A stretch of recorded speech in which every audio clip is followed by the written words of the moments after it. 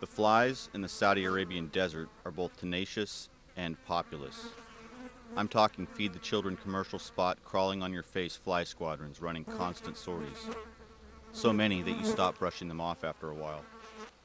It didn't help that within our perimeter we have multiple diesel burning shitters, wounded Iraqi prisoners who in some cases had been lying out in the desert without medical care for lengthy periods. They smell of rotting flesh, but everyone does after a while. Then add to the account that we hadn't had a real shower in 4 months or so. So it's Disneyland for these flies. They don't know which ride to go on first. We tried to keep the flies out of our tent as much as possible, but this was very difficult at first. Then we got a little Ziploc bag of this fly poison from the NBC shack. It was these bright orange granules that resembled the rocks at the bottom of a goldfish bowl. We sprinkled this stuff, whatever it was, around the trash and the door flaps of our tent.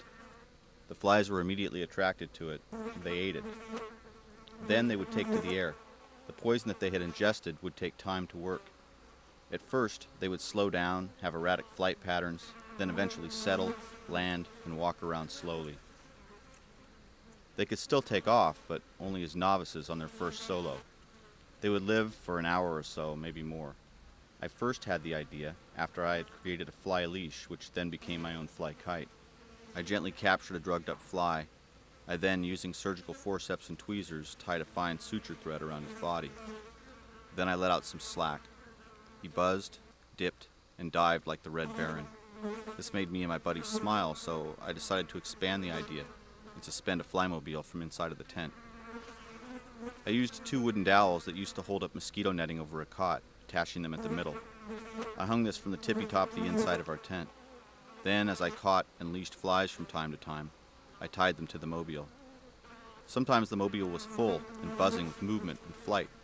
The flies could move the mobile around by their own power until they got tired. Then they would just hang there and die. I got bored with the flymobile after a couple days and stopped hanging flies.